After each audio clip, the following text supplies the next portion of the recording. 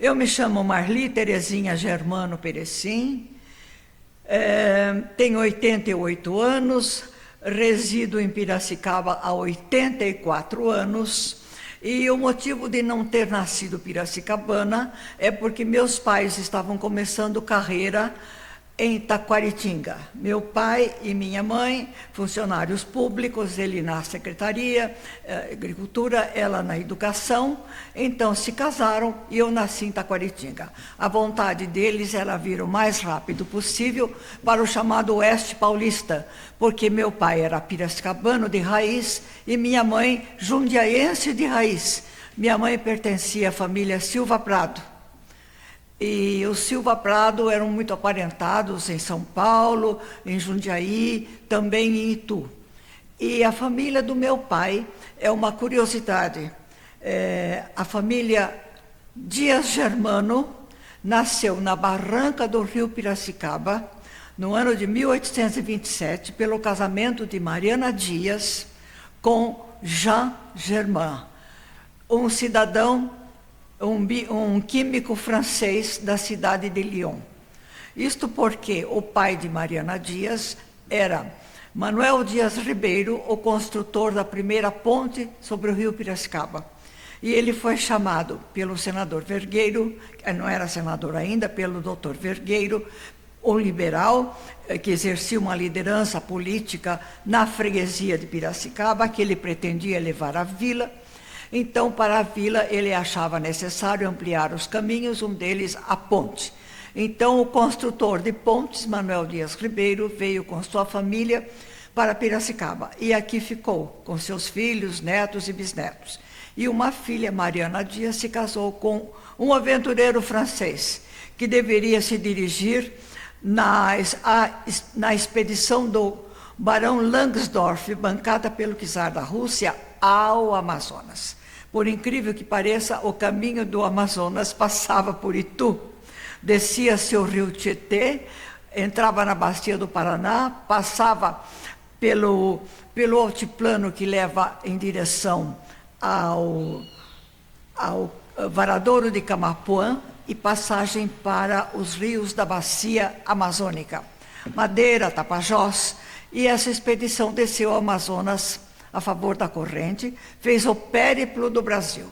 Ocorre que Jean Germain, químico contratado lá na Europa, veio ao Brasil num veleiro. Os navios eram veleiros, ainda não haviam os navios a vapor. E por um atraso dos ventos, ele perdeu a expedição. Quando ele chegou em Itu, a expedição já estava no Pantanal. Resultado: sem falar uma palavra de português, sem dinheiro, com todo o material de químico embalado em pacotes, em caixas, ficou uns tempos em Itu, conheceu os liberais ituanos e se interessou pelo fim do mundo. Queria conhecer o fim do mundo, que era Piracicaba. Então, um dia ele apareceu na Rua do Porto, vindo numa das mansões de Porto Feliz, se apresentou ao único empresário da freguesia, que era o meu tetravô, Manuel Dias Ribeiro, teve o apoio, a hospedagem, algum amparo, era químico, elaborava um pequeno laboratório remédios e ensinava francês. Foi ensinar francês para as duas filhas do construtor da ponte e se casou com uma delas. Daí a família Dias Germano. Meu tetravô deixou sua filha Mariana Dias bem de vida, porque deu uma venda, o grande negócio da época era uma venda, onde se tinha de tudo, desde bercinho de criança, a armas, a chumbo, a fumo de corda, roupas, sapatos, enfim. Era uma venda junto ao Largo dos Pescadores. E ali servia muito das monções que desciam o Paraná, o Tietê, monções militares que desciam o Tietê, subiam o Piracicaba, aportavam na Rua do Porto, porque era o caminho mais curto para São Paulo. Eram bugres que vinham como marinheiros, oficiais mesmo da Marinha Brasileira, e ali no Largo dos Pescadores fazia um pequeno comércio, um escambo, peles de animais, couros de de sucuris, de onças, algum ouro, muitos escravos indígenas, e levavam em troca as mercadorias importadas, né? Manteiga da Suíça, azeite, as frasqueiras de vinagres e boticas, tecidos, louças. Era o pequeno comércio do Largo dos Pescadores. Piracicaba era realmente a Rua do Porto. O que havia ladeira acima, o Picadão de Mato Grosso, hoje Rua Moraes Marros, que acessava a Praça da Matriz, ali havia um pequeno aglomerado, um ínfimo aglomerado, que nem podia sobreviver porque não tinha condições de construir sequer uma igreja.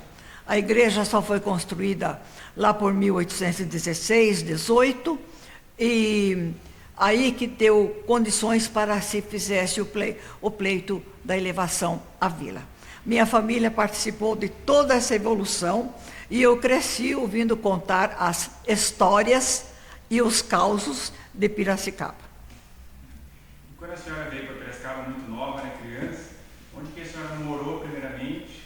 Qual foi o bairro da cidade? Como que era esse local? Então, meus pais vinham fazendo mudança, remoção em remoção, né? De Taquaritinga para Barueri, de Bariri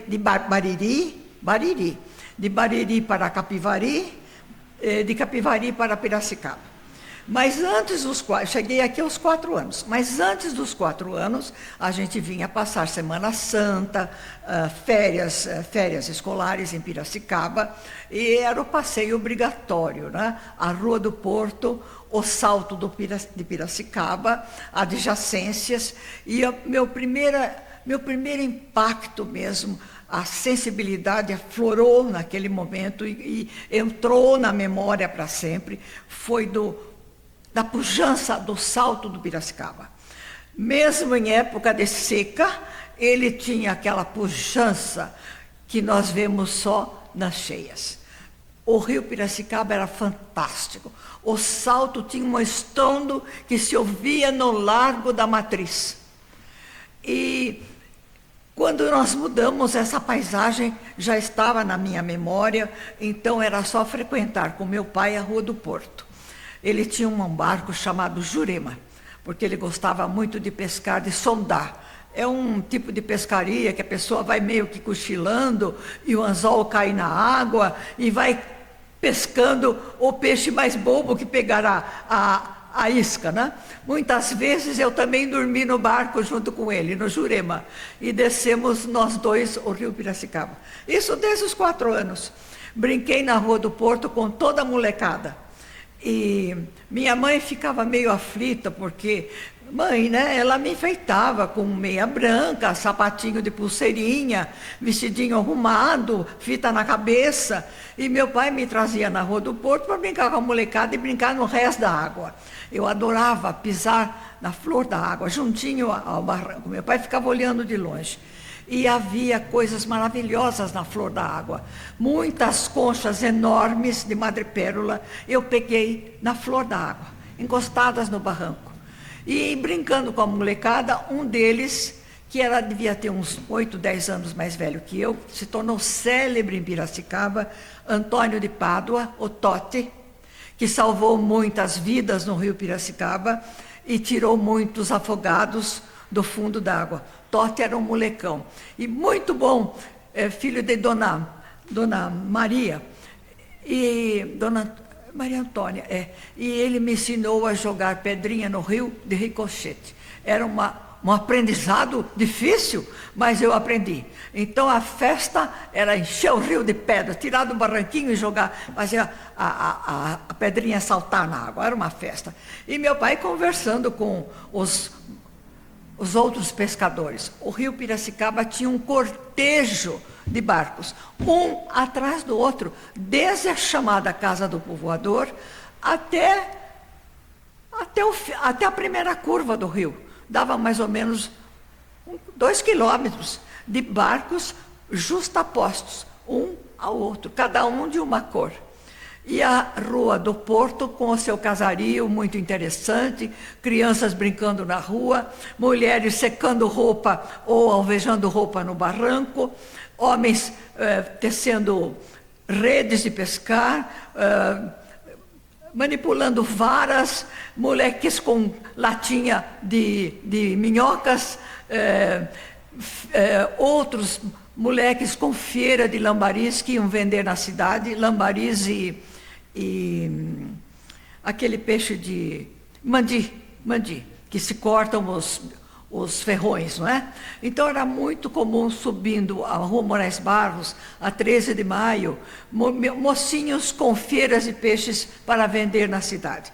Além do comércio que existia lá embaixo de peixes grandes, principalmente ao cair da tarde. E meu pai gostava muito de pescar, trazia aqueles pintados enormes. Os dourados eram a beleza do rio, mas eram peixe de espinhas, né? Minha avó, que era a cozinheira da casa, ela não gostava de peixe de espinhos. O pintado era o predileto da família. E o jaú, que era evitado. Mas havia jaús imensos, de 40 quilos. Eram colossos que subiam o rio, chegavam até à beira do salto. Daí dizermos, façamos uma pequena avaliação sobre o nome da cidade. Piracicaba, o lugar onde o peixe para. Não é bem assim. Não é bem assim. É fato que o peixe ali encontra um paredão e se torna difícil escalar o salto. Daí as piracemas que atraem os turistas e os fotógrafos. Mas não é bem assim. Piracicaba existe em muitos lugares do Brasil, porque é um substantivo que diz respeito a uma formação geológica do rio. É onde existe um paredão e o nível superior do rio se despeja de uma certa altura no nível inferior, com estrondo, na forma de escadas. Não é como o Salto de Itu, que se atira de uma distância de 15, 20 metros no fundo de um poço. Aqui o rio se despeja em degraus. Isso significa uma Piracicaba. Então, onde houver um salto em degraus, existirá sempre uma Piracicaba. É lógico que ali o peixe para. Então é onde o rio se atira com força, desliza rapidamente. E falando da educação, na época que a senhora era criança, onde foi que a senhora estudou aqui em Piracicaba e como que era essa escola, como que era a educação nesse momento? Então, minha mãe era professora e a primeira escola dela foi no grupo da Rua do Porto. E eu tinha 4 anos e via que as meninas sabiam ler. Eu morria de vontade também de entender o que elas liam. E pedi à minha mãe que me ensinasse a ler. Então ela começou a me ensinar a ler. Aos 4 anos eu pude entender alguma coisa. Mas aí ela se transferiu para Rio Claro por 1 ano, para ajudar uma tia que tinha ficado viúva. Lá nós vivemos 1 ano e depois voltamos para Piracicaba, porque sempre o nosso destino foi Piracicaba. Daí ela veio para o Grupo Moraes Barros. E aí eu já tinha 6 anos, sabia ler e escrever. Então eu era demais na sala, eu atrapalhava. Então, mas foi muito gostoso. Sabe, eu sempre tive uma pretensão para o social. Entre as meninas bonitas, enfeitadas de fita, as meninas ricas e as pobres que falavam nome feio e contavam umas histórias meio picantes, eu preferia as outras. Então acho que eu era uma ovelha negra, eu era filha da professora. Como é que eu gostava das outras, né? Não é que fossem más companhias, eram representantes da cultura popular. Hoje eu entendo, não é? Havia uma sensibilidade coletiva entre o popular. As meninas pedantes que falavam difícil e comiam gostoso nas suas casas eram muito diferentes, pobrezinhas. Ai, como eram pobres de ideias. Como eram, e as outras não, tinham causos, contos. E aprendi com elas a ir ao cinema. Aos 7 anos eu já ia ao cinema assistir os seriados. Era uma molecada incrível no Cinema São José. As meninas de classe média alta, as pequenas burguesinhas de Piracicaba iam no Cine Broadway, que era o cine das famílias. Mas eu gostava do cine das meninas pobres, da molecada, da cultura popular. Eu aprendi muito da cultura popular, porque ali havia uns baleiros que vendiam todo tipo de doces e guloseimas. Eu me fartava, eu economizava a semana inteira. Havia também os moleques que batiam os pés no chão conforme a emoção do seriado. Seu mocinho, o xerife, o Roy Rogers, o marido da Pantera, a mulher, a Pantera Negra, estavam numa cilada dos vilões. Aquilo eram gritos e gritos que soavam, às vezes palavrões, e as meninas ficavam tremendo de medo. Eu adorava sentir esse medo. Então, era a cultura popular que eu absorvia, que eu aspirava. E como chegar em casa e contar o filme que passou no Broadway? Era o problema, né? Então, não é que eu fosse de ludibriar os meus pais, porque depois os primos que iam comigo também contavam. E meu pai era muito a meu favor, nunca fez insinuações maldosas, nem usou autoridade, não, tem que ficar com aquelas meninas ali. Não, ele gostava, era mesmo da cultura popular. Uma vez eu ouvi, anos depois, eu ainda estava no ginásio, meu pai dizer que ele tinha orgulho de ser plebeu. Custei entender isso, viu? Uma sociedade de classes, ele vem com uma expressão de uma sociedade de ordens. Meu Deus do céu, então estamos misturando o Brasil colonial com o Brasil republicano, da sociedade de ordens, clero, nobreza e povo. Ah, ele tinha orgulho de ser povo. Ele tinha orgulho de ser cidadão piracicabano de raiz. Ele ajudou a construir o trampolim na Rua do Porto. Ele foi um dos fundadores do Clube Regatas. Ele participou do clube de bolo cesto, do Clube Regatas, do 15 de novembro. E era uma pessoa que desde os 7 anos sentiu a história de Piracicaba viva, as disputas entre o PRP e o Partido Democrático, entre republicanos e conservadores de origem monarquista. E eu me lembro que eu era filha única. Então, dizem que é muito bom ser filha única. Tem esse lado bom, mas também tem o lado da solidão. Eu queria ter irmãozinhos para brincar. Minha mãe não me deixava brincar na rua, então eu aproveitava a escola, o domingo do seriado no cinema, e gostava daquele tipo de pessoas. Então, ele tinha um hábito comigo. Ele era muito forte, apesar de magro, ele é muito forte. Ele me punha nos ombros e me segurava nas mãos, ou então eu segurava no pescoço dele. E subíamos da nossa casa na Rua 13 de Maio, entre Rosário e Tiradentes, até a casa do meu avô, que era na Rua Ipiranga, perto da Governador. Então, atravessávamos o Largo do Moraes Barros, chegávamos ao Largo São Benedito, chegávamos à praça, atravessávamos a praça, ele dava uma paradinha para conversar com seu amigo, o Losso, o pai de Rosário Losso, que era pintor, e era um grande amigo. Dr. Losso estava sempre ocupado, ou no hospital, ou na direção do jornal, mas o irmão tomava conta da papelaria, e era um grande pintor de escola italiana, o pai de Rosário Losso. Dr. Losso era o pai de Antonieta, então eu conheci esses dois desde criança. Enquanto os pais conversavam, a gente brincava. Não tinha muito o que brincar, era rasgar papel, estragar um pouquinho a vitrine, porque tinha uma vitrine exposta, tinha uns espelhos, era um motivo de atração. As mulheres vaidosas olhavam o espelho e viam mercadorias expostas, livros, geralmente livros. Piracicaba não comprava muitos livros, não, até hoje, né? Até hoje o piracicabano tem essa falha, não gosta de ler. Como a senhora falou da área central, a senhora estava sempre aqui, como que era a área central de Piracicaba? Era muito diferente? Então, às vezes aos domingos, meu pai subia para sentar-se na praça. Ele tinha milhares de amigos, um deles era Mário Neme. Sentei no colo de Mário Neme para ouvir as histórias de Mário Neme. E outras pessoas.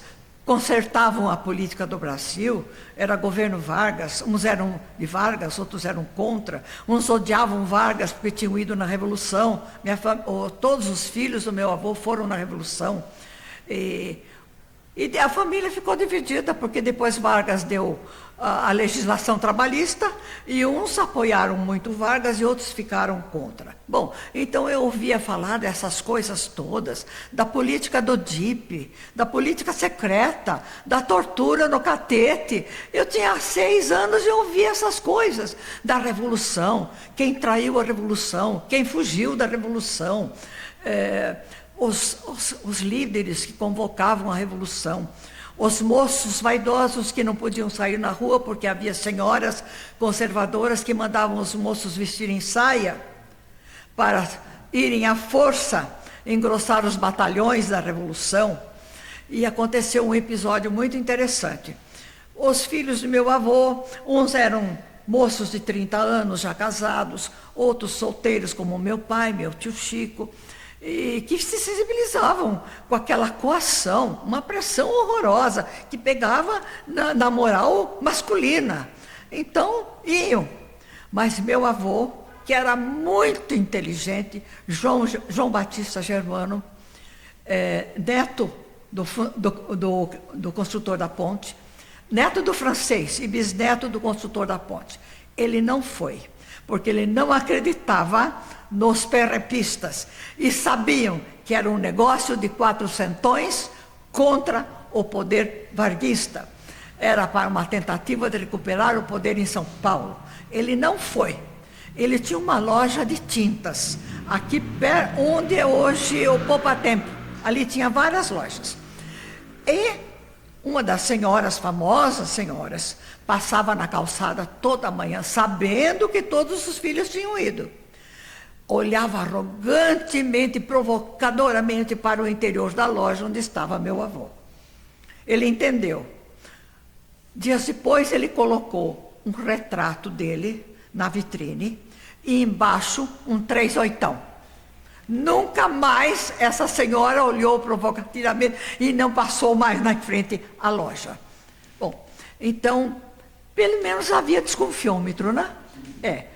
E outra coisa muito interessante, Piracicaba, por causa dessa minha sensibilidade para o social, quando eu ia no ombro dos ombros do meu pai, ele ia me dizendo: esta aqui foi neta de escravos, aquele ali foi escravo, e tinha a Hortência, que tinha sido escrava, e outros, por exemplo, ele dizia: este aqui foi coronel.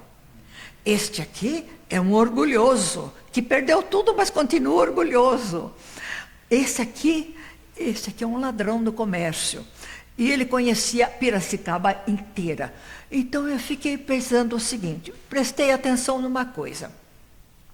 Ele tinha inúmeros amigos, e às vezes todos cumprimentavam, alô, como vai? Parava, abraçava, mas tinha alguns que passavam direto e nem cumprimentavam o meu pai. Ora, mas que coisa! Achei tão estranho aquilo que perguntei para ele, por que havia certas pessoas importantes que passavam por nós, eu no ombro do meu pai, impossível não me enxergar, uma menina no ombro do pai, e o pai todo vaidoso, a única filha, era a maravilha do universo para ele, e essas pessoas passavam direto. Ele disse: sabe, filha, Piracicaba foi uma cidade muito importante no passado, foi uma cidade de aristocratas, então é por isso que eles conservam ainda orgulho. Aí eu tenho orgulho de ser plebeu. Então, ele era do povo mesmo. E naquela época as pessoas usavam chapéu, terno e gravata.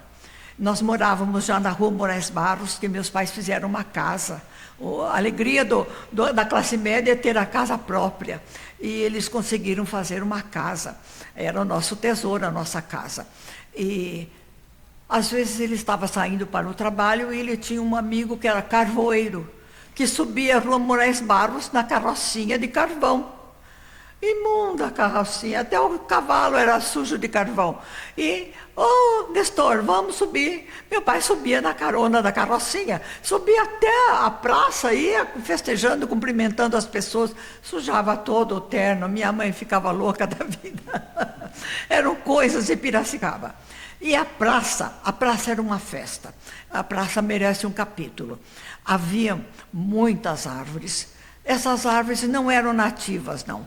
Eram mais da plantação de Dr. Paulo de Moraes Barros, que gostava muito de natureza, de Luiz de Queiroz, que trouxe espécies nativas.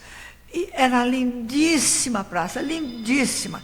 Tinha um coreto e à noite, sempre aos domingos e dias feriados, a banda tocava, dobrados maravilhosos, músicas lindíssimas, que o povo sentava para ouvir.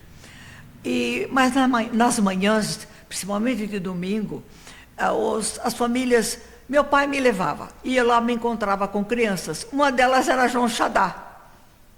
E depois fomos colegas na escola. E eu me lembro que ele corria de um lado, eu corria de outro. Ele acho que era um ano só mais velho que eu, 1 ou 2. Éramos mais ou menos da mesma idade.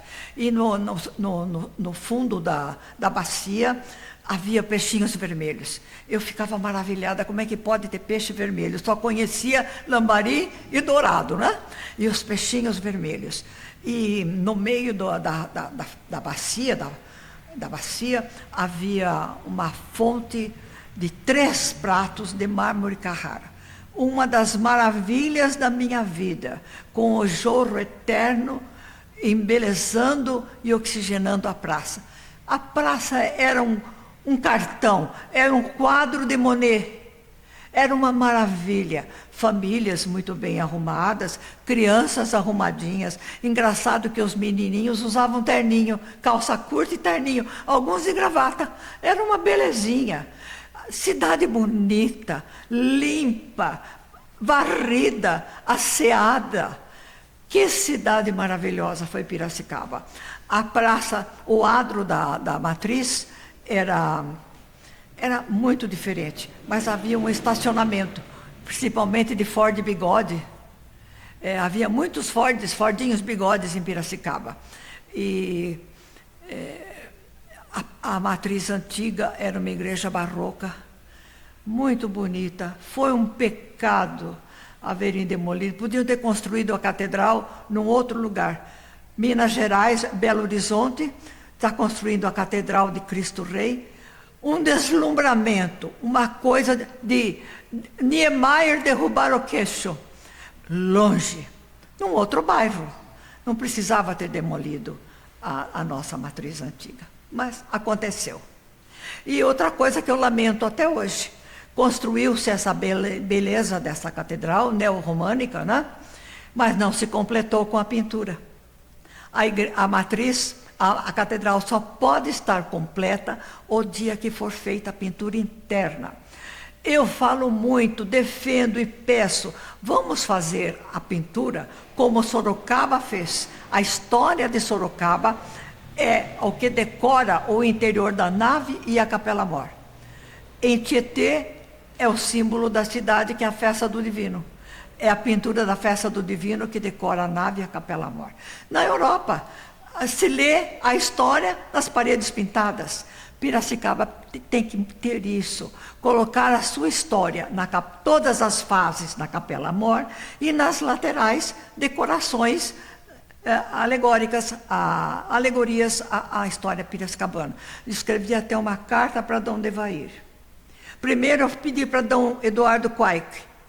Ele disse, não, mas fica muito caro. Sim, a arte fica caro. E não é qualquer pintor de muro que vai fazer a decoração da nossa catedral. Temos que chamar a elite das elites. Custa caro, sim. Será que Piracicaba, sede metropolitana, não pode terminar a sua catedral com a pintura da sua história maravilhosa, cinematográfica, que pega do século XVII em diante até o XXI, contar a história dos paulistas? Dom Devair, escrevi uma carta para ele e não me respondeu até hoje. Já faz 8 meses. Estou aguardando. E a parte profissional, dona Maria? A senhora começou a trabalhar no centro, qual foi a primeira profissão da senhora? Então, eu nunca soube fazer outra coisa, Maurício, do que pensar na sociedade, no passado, nas coisas antigas e o porquê, o como, o onde. Aliás, são as 3 perguntas pragmáticas da história moderna, né? Eu não sabia.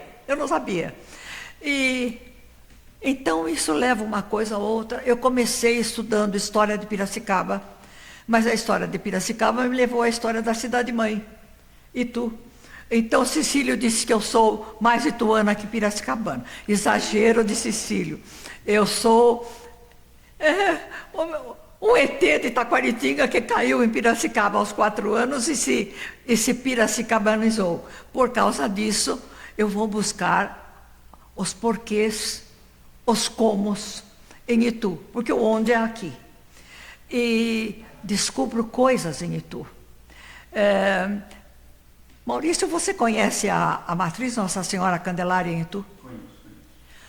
Para quem entra na matriz, o primeiro quadro, à direita, que deve ser o último da Pinacoteca, tem uma reprodução daquele episódio que está em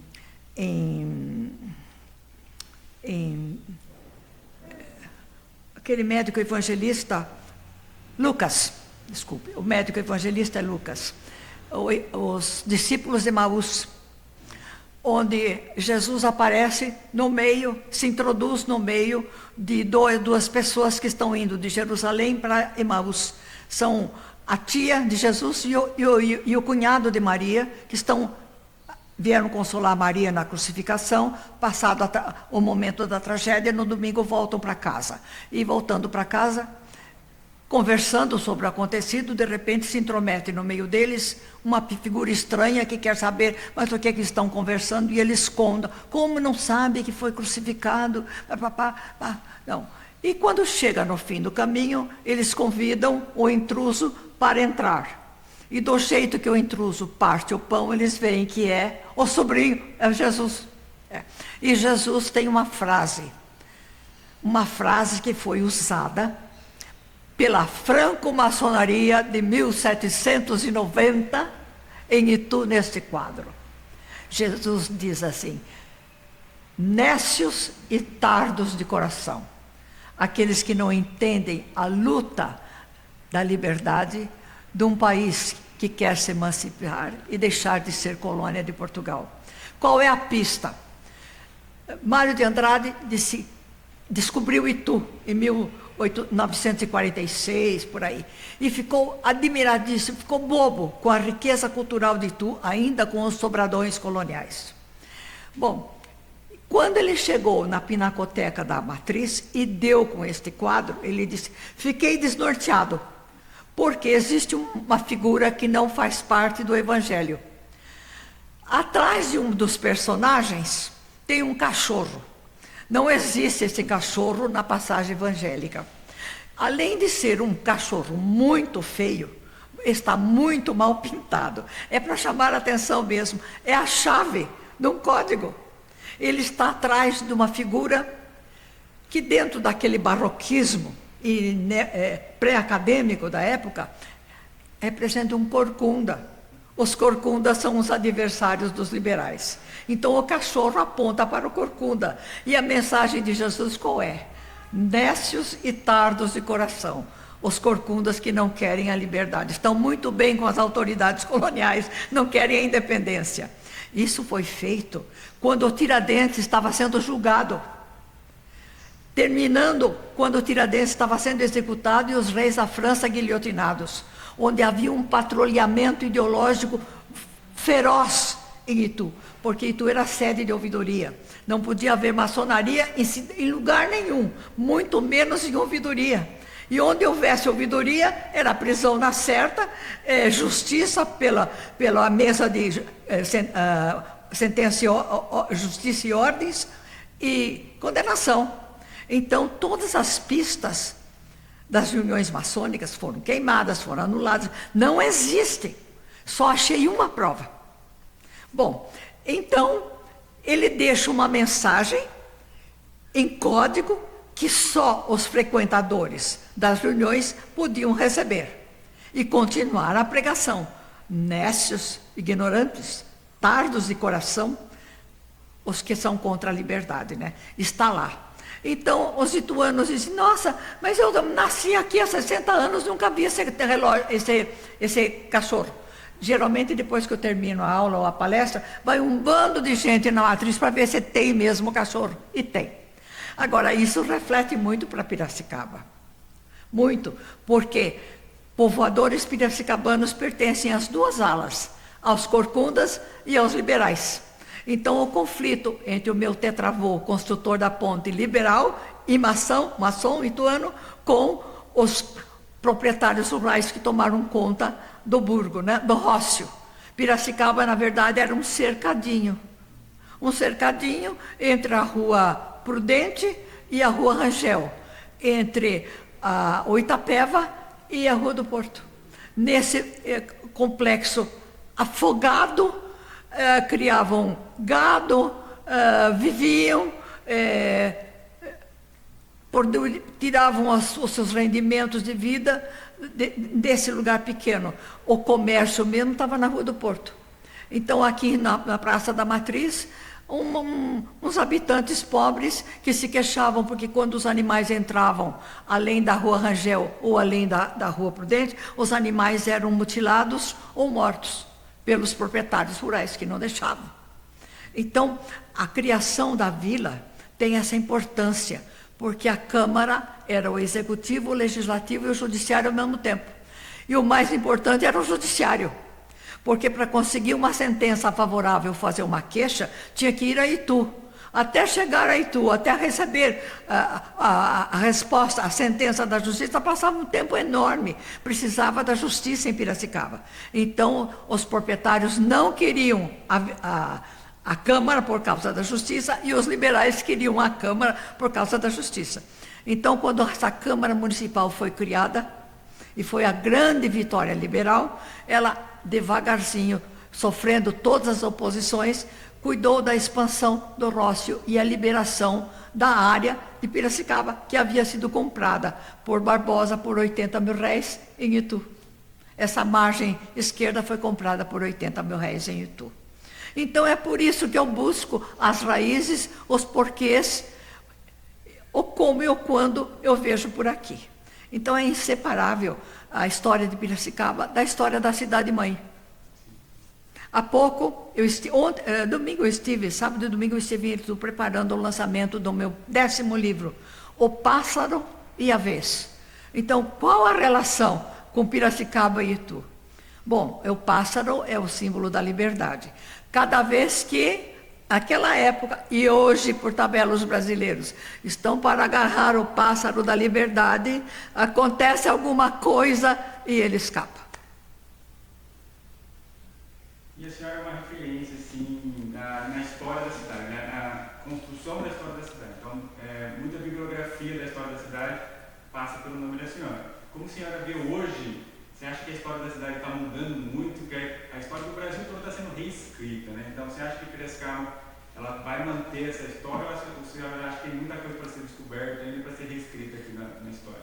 Tanto em Itu como em Piracicaba tem muita coisa para ser descoberta, escrita ou reescrita.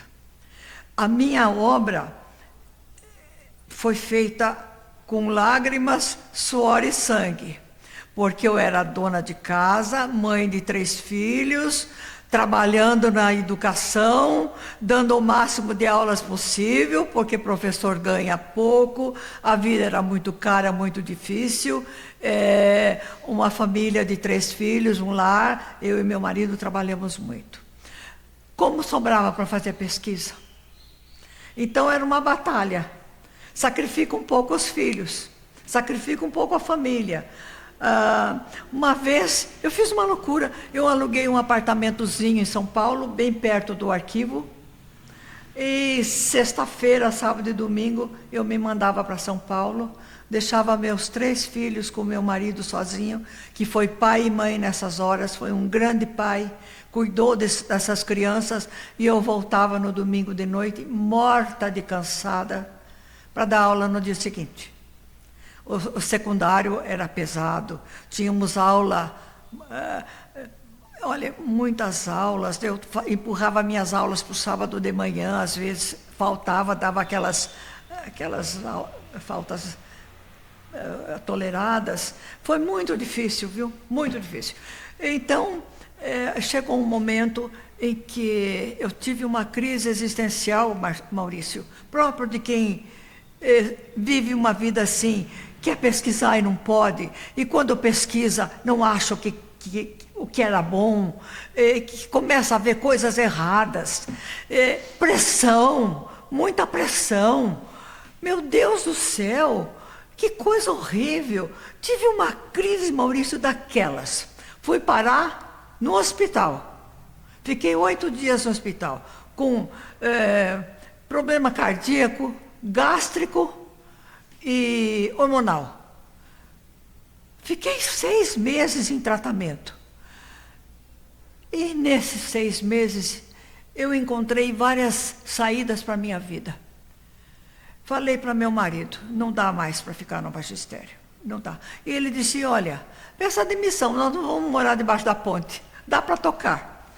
Mas, você aguenta? Aguento, vamos, peça demissão. Mas antes, finalizava a minha licença, eu voltei ao departamento médico. E o médico me disse, não precisa. Eu transfiro a senhora de cargo. O quê? Sim. Ganhei o maior presente da minha vida, porque eu terminei o meu tratamento como estável na biblioteca do Sudminusse, onde eu tinha uma biblioteca maravilhosa só para mim, ninguém frequentava a biblioteca. Aí eu fui encontrar vários tesouros piracicabanos. Bom, mas ainda eu estava em crise. A minha carreira foi um erro, eu não devia ter entrado no magistério, eu devia ter feito odontologia, porque eu passei em odontologia, troquei por história, trabalhei meu pai, mas devia ter feito odontologia, ou devia ter feito direito, estava ganhando muito bem, não precisava dessa coisa. Bom, mas um dia, sabe, historiador, você deve sentir, Maurício, existe uma coisa aqui que incomoda, que exige uma catarse. Se você não mergulha na pesquisa e não bota para fora, algo incomoda demais. E eu não entendo, foi a primeira vez que eu senti isso. Então eu me sentei um dia com muita vergonha, não entrava ninguém na biblioteca do Sud, eu ficava sozinha. Um lápis, um caderno e uma borracha. E falei, deixa eu botar para fora o que está me incomodando tanto. E comecei a escrever. E apareceu um texto. Fui escrevendo. Não era monografia, não era história-ciência, não era. Mas era algo diferente, que eu nunca tinha feito. Era literatura. Aí eu percebi, quando o primeiro personagem falou, eu levei um susto muito grande, parado. Não é espiritismo aqui, não é. Sou eu mesma. Deixa eu continuar. Fiz um capítulo onde nasceu um personagem, Teodoro Dias, que é o personagem principal do meu primeiro livro, Candeias em Espelho d'Água, que é toda a cultura, a sensibilidade coletiva do Vale Médio do Tietê, Jundiaí, Campinas, Sorocaba, Itu, Piracicaba. Então, a dialética desse centro material e cultural, expresso na forma de um romance. Que bem que me fez. Bom, escrevi, e daí, o que eu vou fazer? Bom, não vou fazer nada. Eu estava fazendo estava fazendo mestrado para me distrair. Aí eu dei lá para o orientador, junto com outro que eu tinha feito uma pesquisa na Câmara Municipal de 6 meses, História de Piracicaba. Ele disse, qual é o que você tem escrito aí? Tem essas duas coisas. Ele leu a monografia e o romance. Falei, eu escolho o romance. Agora, você vai defender o romance histórico. Meu Deus do céu, pura teoria, imaginário coletivo, história das sensibilidades. Bom, E agora, não, eu não vou, nem na qualificação eu vou ser aceita, não sei fazer isso. Bom, acontece que tinha uma freirinha, inteligentíssima, por dentro da história das mentalidades. Pá, aprovou na hora o romance histórico. Então, o meu mestrado foi o romance histórico no Brasil. Candeias em Espelho d'Água. Quer dizer, é uma visão de Piracicaba e Itu no século XVIII, começo do XIX. Bom, mas daí eu melhorei, eu acho que eu sarei. Voltei a escrever, voltei a dar palestras, dar aulas, e fui escrevendo. Aí eu falei, mas esse romance está solto, não pode nada ficar solto. Eu escrevi o primeiro, Ipié Maria dos Anjos, que é a fundação de Piracicaba. O primeiro me exigiu o segundo, que é a fortaleza de Iguatemi, na fronteira do Paraguai. Sem Iguatemi não teria Piracicaba, sem Piracicaba não teria Iguatemi. Bom, então ficou Ipié Maria dos Anjos, começou em 1723. Iguatemi chegou até 1775, Piracicaba já fundada. E parei em Candeias e Espelho d'Água. Assim, isso não foi feito em cima um do outro. Num espaço de 8 anos, de 12 anos. Bom, 35 anos depois eu escrevi Rosarinho, Maria do Rosário, que chega até a morte de Prudente, onde se fecha um ciclo do liberalismo no Oeste Paulista. Então, o Rosarinho eu terminei o ano passado. Então, são 4 romances históricos, que pegam de 1723 a 1804. Eu espichei 2 anos após a morte de Prudente. Então, é a história do Vale Médio do Tietê, a história paulista dessa região, na forma de romance histórico.